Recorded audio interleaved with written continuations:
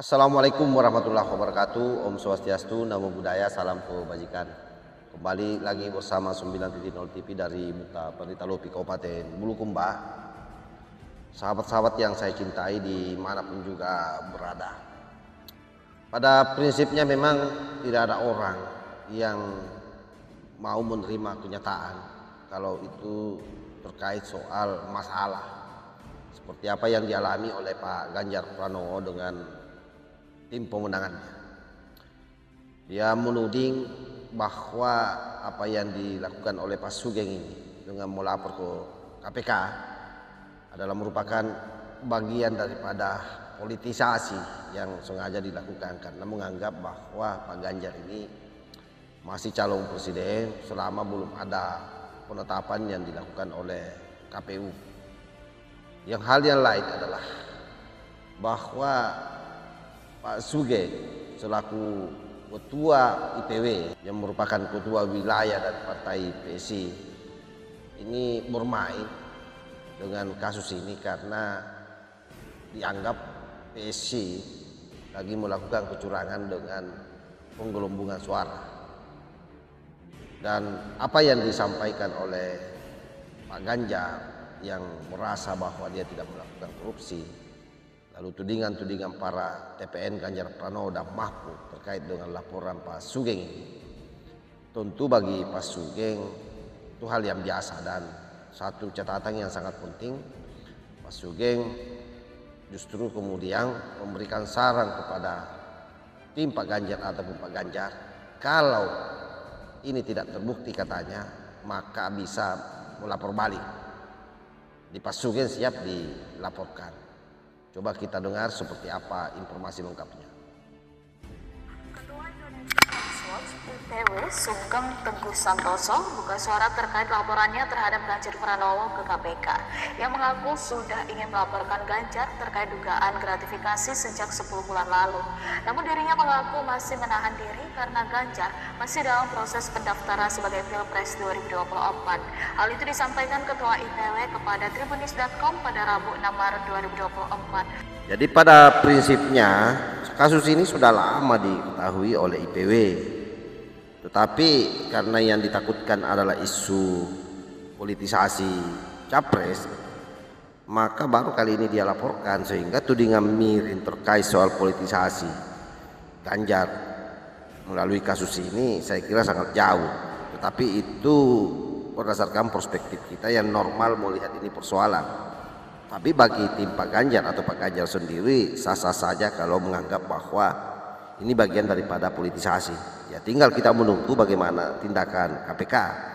Kalau KPK sih berdasarkan pernyataan yang sudah beredar viral, dia akan berlaku adil dan tidak akan tebang pilih dan termasuk terhadap kasus ini.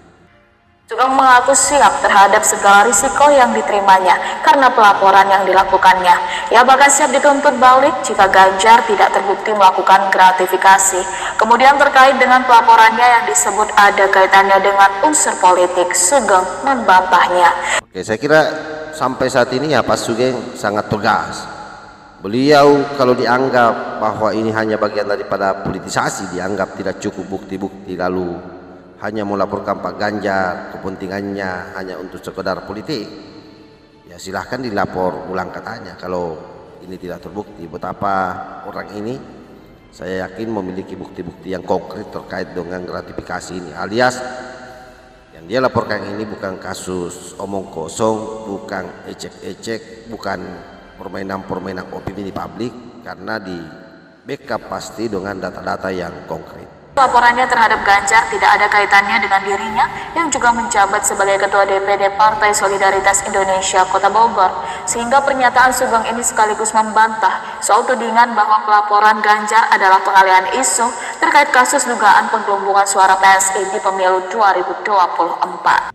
Nah, saya kira jelas ya sahabat, apa yang menjadi ketakutan daripada orang-orang Pak Ganjar ataupun Pak Ganjar sendiri bahwa ini hanya politisasi agama, saya kira sangat jauh. Jadi kalau merasa bahwa politisasi, ya silahkan melapor balik katanya. Bahkan beliau Pak Sugeng sendiri itu siap untuk meladeni siapapun dari orang-orang Pak Ganjar atau Pak Ganjar sendiri yang melaporkan Pak Sugeng kalau dianggap ini kasus hanya rekayasa atau tidak terbukti ya.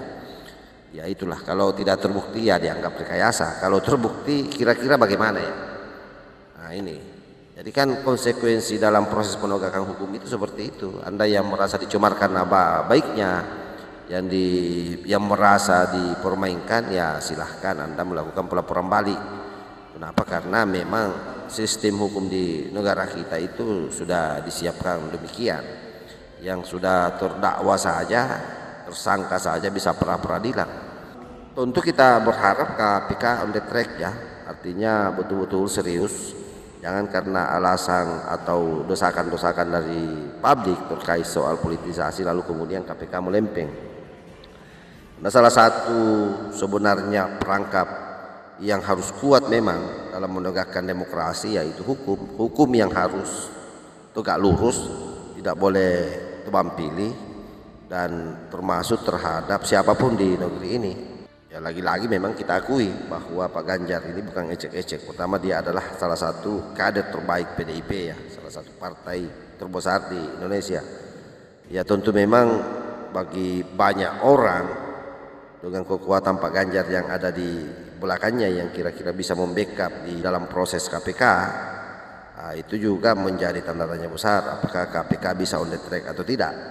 Tetapi apapun itu, sekali lagi kita sangat berharap bahwa KPK betul-betul bertindak dengan adil, sekali lagi tidak tebang pilih, dan termasuk di kasus Pak Ganjar ini.